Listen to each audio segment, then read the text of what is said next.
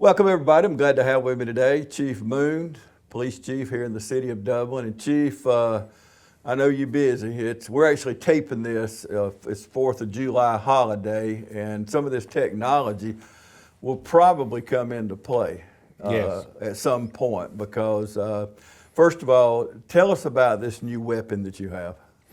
All right, we recently implemented a system called the Flock Raven system, which is a gunshot detection system, and we're in a trial right now with Flock for the next 60 days to see if this type of technology is going to fit, if it produces anything for us, if it makes us more efficient, makes us better.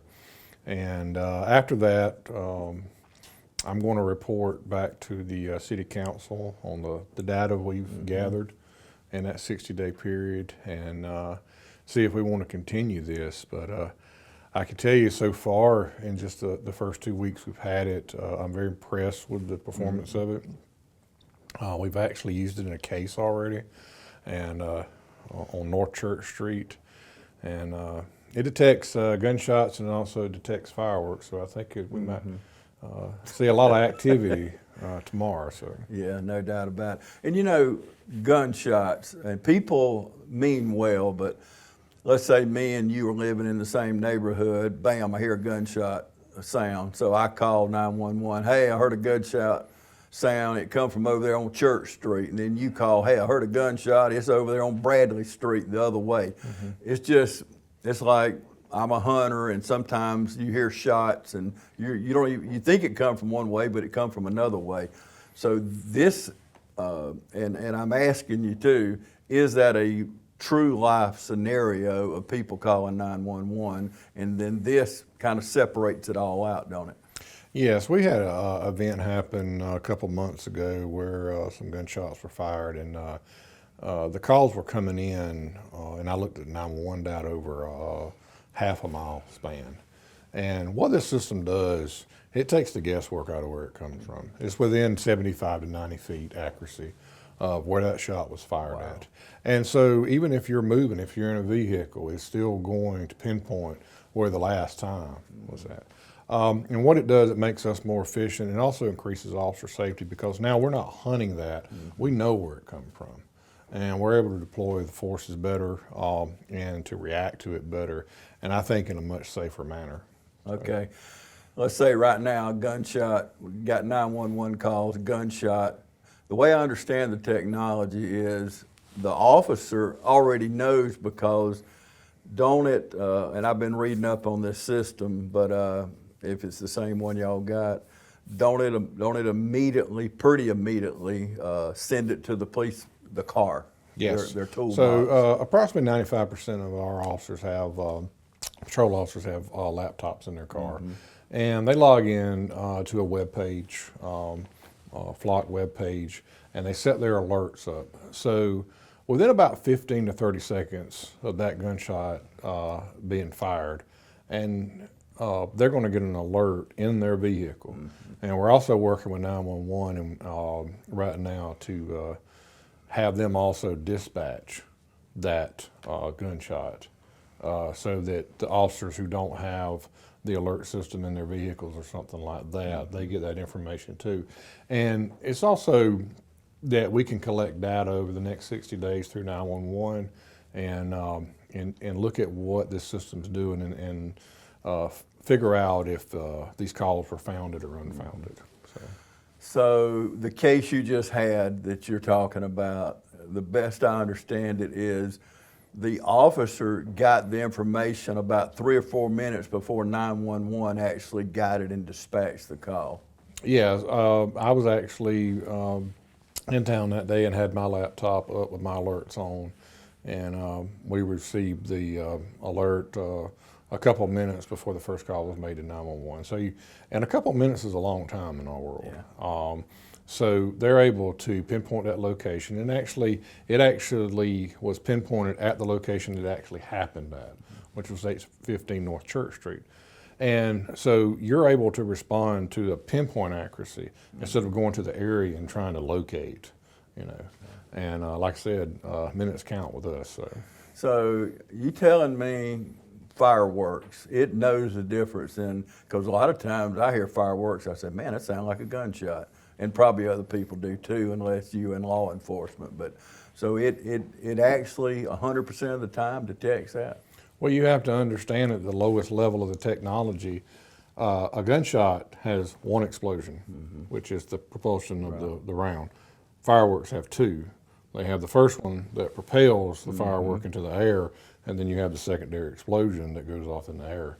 So it's kind of easy for the system to decide what it is. Yeah. So how did you find out about this equipment? I was at Chief Conference, I don't know, maybe a little over a year ago, and I was talking to some people from Garden City, you know, and they had implemented it, and I was listening to a soundbite of one of the gunshots that they had. It was a multiple gunshot audio file, and just networking. And I know the technology's been around for a long time. I think it first emerged in the Second Gulf War, I believe, or maybe the first one. I'm not sure, but you know, there's a lot of companies that try to bring that technology back and make it work in an urban area, but there's so many variables in an urban area where you got trees, buildings, and all this other type of infrastructure that you've got to deal with. And I think Flock's done a really great job of nailing this technology down. And one of the best things about it is as you know, we have Flock ALPR, which is our Falcon or license plate recognition system, and now we have Raven, which is our gunshot, and we'll soon have our live feed cameras.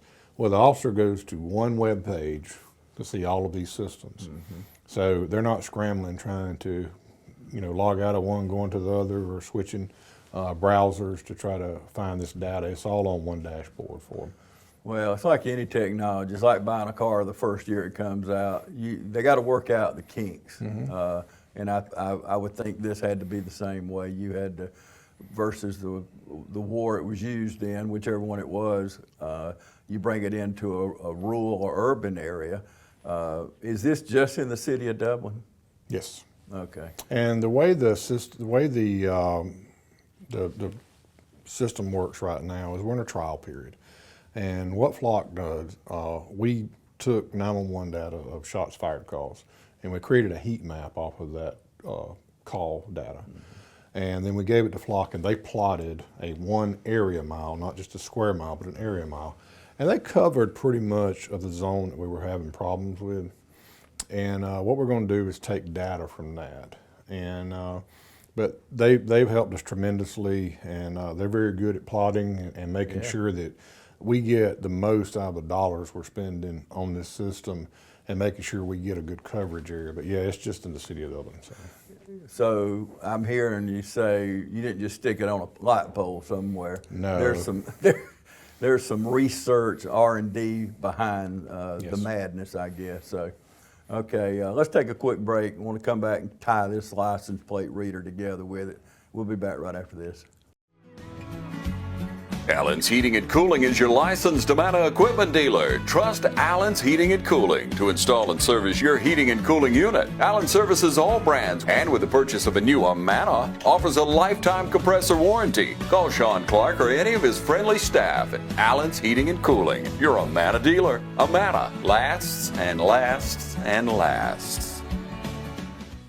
I think the future for Oconee Fall Line Technical College is bright. We have a 99.9% placement rate at OFTC. That means the students who come in our doors are going to get a job, and we're very proud of that. We're always looking at anything that can prepare our students and our graduates to meet the needs of the workforce. Things are changing all over the world, and we want to make sure that our students are globally competitive. We want to empower our students and give them a thriving learning experience so that they can soar to new heights. Welcome back, everybody. If you're just joining us, we'll be airing this show again, or you can go to our YouTube channel or Instagram or Facebook or iPad, iPod, all these ways. People my age, Chief, we watch TV, but these younger people, they watching it some other way on the move. So, but however you're watching us, we appreciate it. So you mentioned the license plate readers. I was telling somebody yesterday I was going to be doing this show with you today, and immediately they went off on this system. I said, no, you don't even know what you're talking about.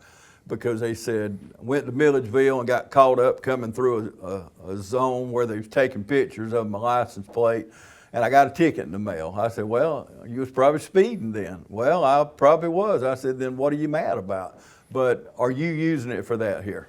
No, that's a completely different system that is based on a Georgia law where school zones can put up cameras, and yes, it reads your license plate, but we don't have those here. Okay. Ours are for investigative purposes, proactive policing. Our system's tied in with NCIC, GCIC. So we are looking for missing persons, wanted persons, stolen vehicles.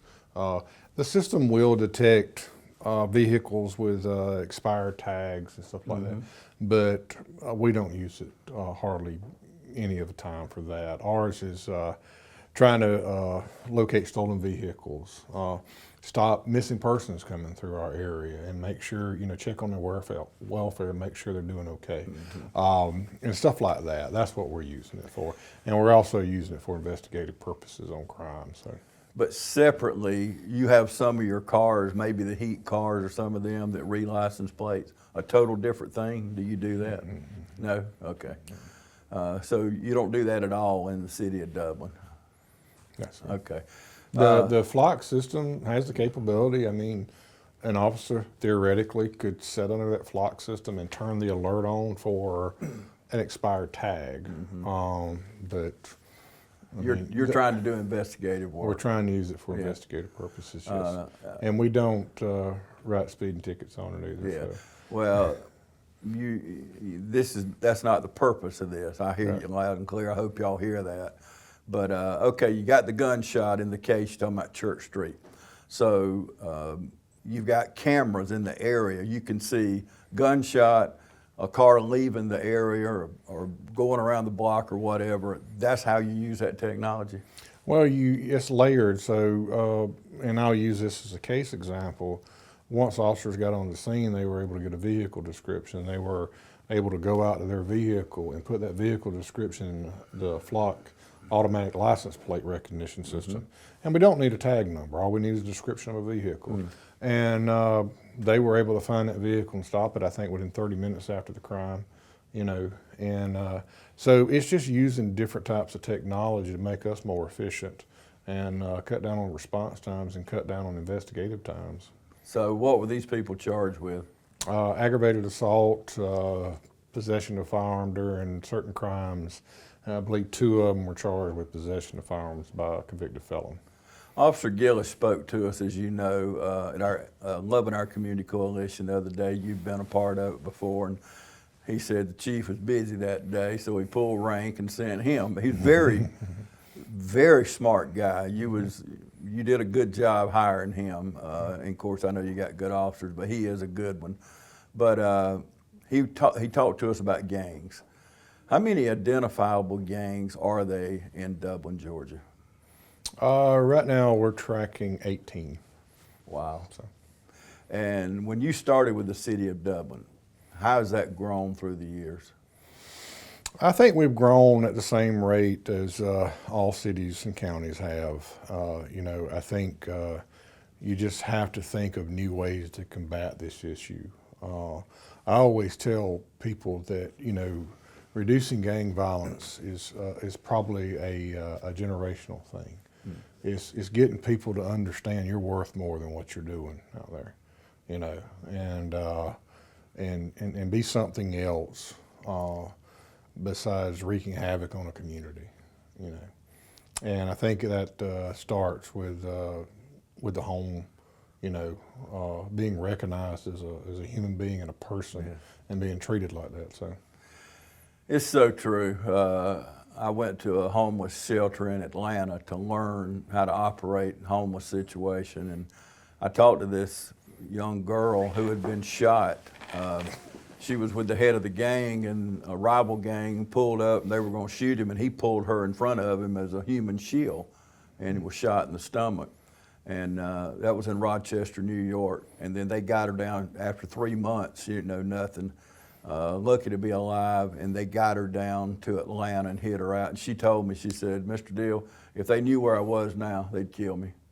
That's how dangerous this gang she was in. But she tells me this, and I'm curious about your answer to it. But she tells me, I said, why was you in the gang? She said, I grew up in a house, mom and dad, if they loved us, we didn't know it. And she said, me, and then I got my sister in it. And because they cared about us, and we thought they loved us until they got deep into it and then found out otherwise. But is that common, or is that an isolated situation? Well, no, it's common. Now, of course, it's not always the situation. I know mothers and fathers who've raised their children in what I believe to be a loving environment, and that child went on to be in the gang. Okay, so are there exceptions to the rule, or you know, or whatever? But I do read a lot, probably more than I should about things like this, and I read a study that was done about gangs in Orange County in the late 70s, early 80s. The data come from that time, and the two things that were mentioned by the people that were interviewed that were in prison that were in a gang and were in prison because of some gang-related issue was the lack of a positive male role model in the home. And the second one was, I was never respected. And sometimes in reading the context of that data, I wonder if they meant to say I wasn't noticed in the home, okay? That, you know, I was somebody, you know, and wasn't noticed by anybody there. So just always wondered about that, so. Yeah, and this same meeting last week, we had I don't want to say his name because I didn't ask him could I do it, but he's a pastor here in town. But he was in a gang. He grew up in a family of 14 children.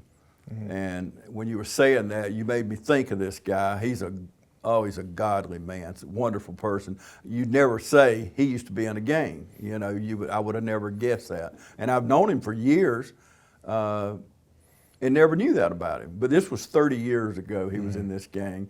And one day they come to him, had a brand new BMW, and they said, here, we're gonna put you in the gang and we're gonna take care of you. And he said something about it just didn't feel right. He said, I didn't take the BMW. He said, and I look back in my life, that was a pivotal moment in his life. So he come from a loving, godly family, but there were 14 kids, so he didn't get the attention like they were giving him the attention. So I understand, well, it's like my pastor used to say. He said, the reason preachers' kids are so bad, they play with the deacons' kids. But, so you got exceptions to every rule, so, and you just made that point, so. Well, you think about what you're talking about, what he was saying about the BMW. The BMW has nothing to do with anything. But what did the BMW do for him? He got him noticed. So you have to look at it on a granular level, and you know, what does a child want? You know, Something shiny, something. Yeah, I mean, they want to be, you know, they want to be noticed at some point in their lifetime. So I think, you know, there's a lot of hard questions out there to answer. Yeah. And you know, I talk to community leaders quite often, and it's just trying to wrap your head around it. And everybody wants to find a permanent solution to it. And I really wish we could. So. I'm sure we all do. But how much of the crime in Dublin, Georgia is contributed to some kind of gang member? Well, we were talking about this earlier today, and I think that instead of talking about gang members, I will say this, and I was an instructor for years here, still am, and I always tried to tell police officers that were just coming into this business is the data has been steady historically probably over 25 years. And it's fluctuated a little bit, maybe down to 7% all the way up to 11. But you can pretty much bet that about 8 to 9, if you want to have a median score, 8 to 9% of the people cause 99% of the problems. So, you know, you're like, well, what are you saying? Well, most people are out there going about their lives, living their lives in a peaceful manner. but you have this element in the community that just cannot assimilate into it correctly. And for whatever reason, whatever the variable is, and that's the big question. How do you get that? Let's get a little more, let's say 10%. How do you get that 10%, into society and be productive? And those are some hard questions, And I don't think they're new questions either. So. Yeah. Well, the reason I asked that, I was reading an article on gangs, and they all had to be initiated to get in the gang. They had to go steal something, shoot somebody. It wasn't in Dublin, but just across the country. So, but you would think that would follow suit here, wouldn't it? They got to do something to get in the gang, beat somebody up, whatever that initiation is. But it's got to be on some level like that here, though. Yeah, I mean, it's whatever they decide, how you're going to get in to do. Whether it's one event or whether it's several events that gets you in. And I mean, that's just the way they operate. But to go back to your question about how many, we worked a case here over the last year, and I appreciate all our officers here and our law enforcement partners, whether it's federal, state, or local. There were a lot of people worked on prosecuting gang members from MPL, and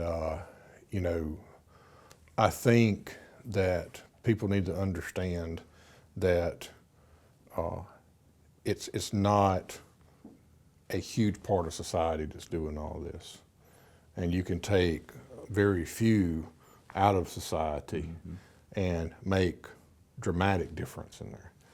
But at the end of the day, the people in the communities have got to want to take their communities back. And that's the key to a lot of these things, and like I said, it's some big questions, So the last thing on that, they want to take their community back. They're scared. They see these things going on. How do they, and I know the previous chief come out with this text line, and I've talked to people hardcore through our homeless program. I'm talking about some hardcore people, and they said, we're not worried about that because they know who you are when you text. What do you say to the little woman that's owned her house 40 years, can't sit on the front porch, that she can text something? Or what is the better way to get that information confidentially? They can feel sure that they're not going to be involved because they're scared when it comes to that, taking their community back. How can they do that? I would say the crime text is probably the best avenue to get that to us. And that's confidential? Yes.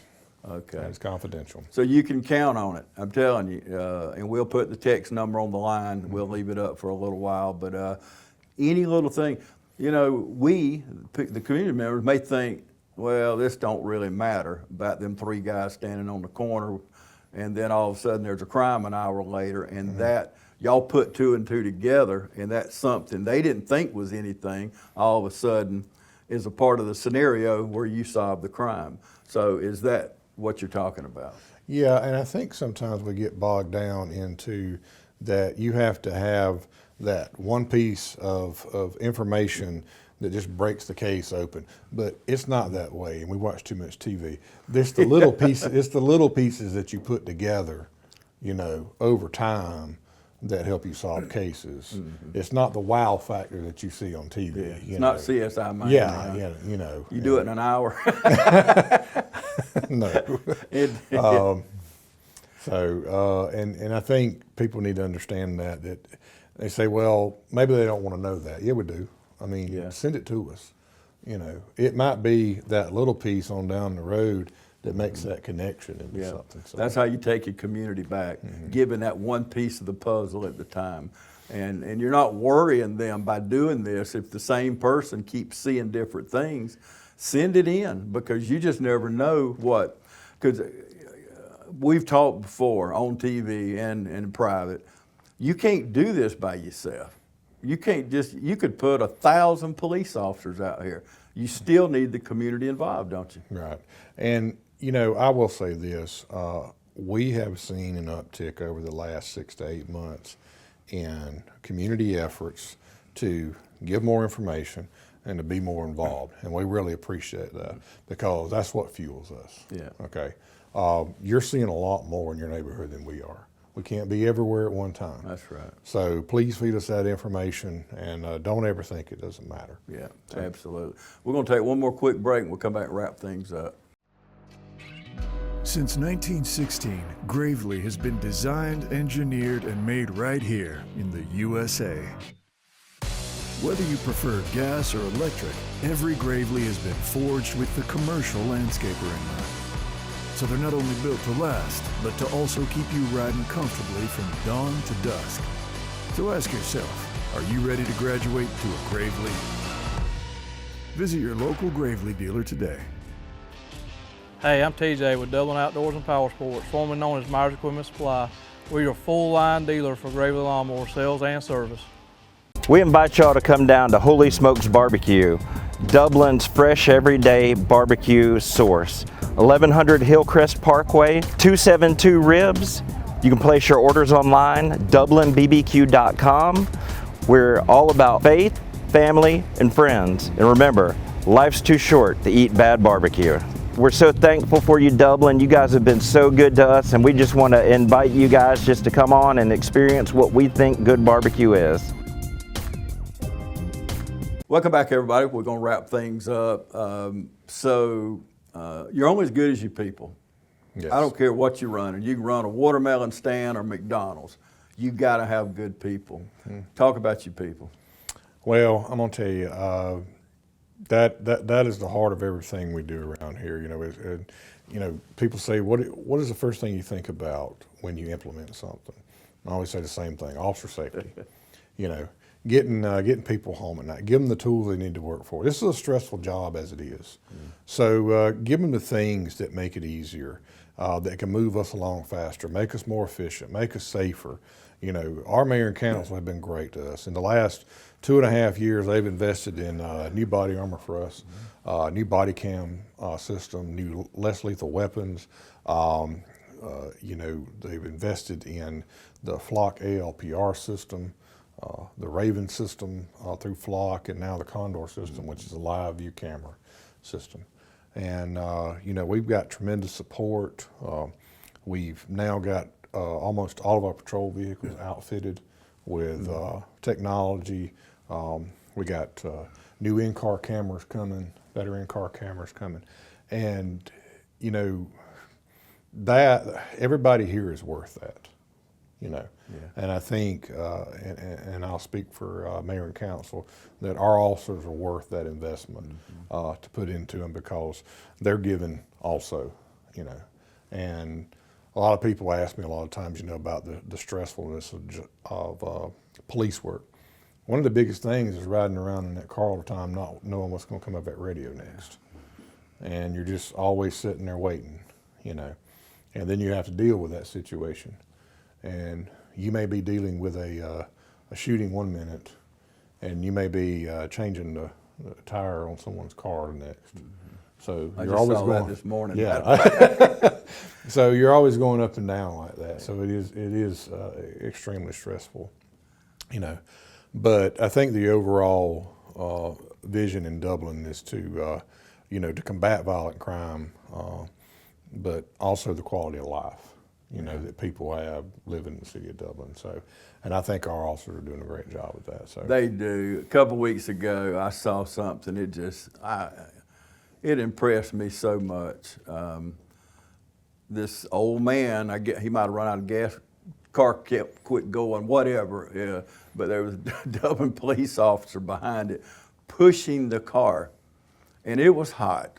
And he didn't have to stop there. I mean, I'm sure he could have went and run traffic, did something else, but he got out of that car. He turned his lights on for protection, and but he pushed that car. I'm talking about, it was like old Bonneville or something. It was back when they was made out of iron. You know? It wasn't these cars you ride around in now. So he was really struggling. Yes, he was. He was.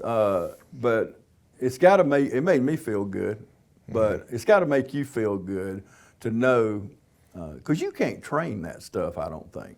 You got it or you don't. You can train all safety and gun. You can train all this other stuff, but loving somebody, and that's what he's doing. He's loving that man at that very moment, and it may be the only thing he had that day, but he remembers. I guarantee you, he's told everybody.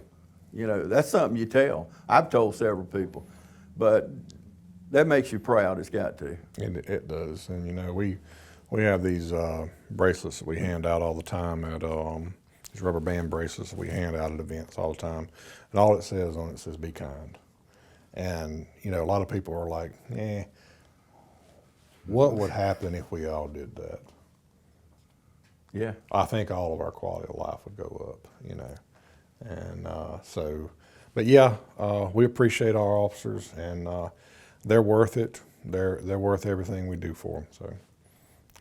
Last thing, talking about mayor and council, I know they committed a couple years ago. It seems to me like a couple years ago, but as far as the pay, all these other things are great. It could save lives. It makes their job easier and more productive.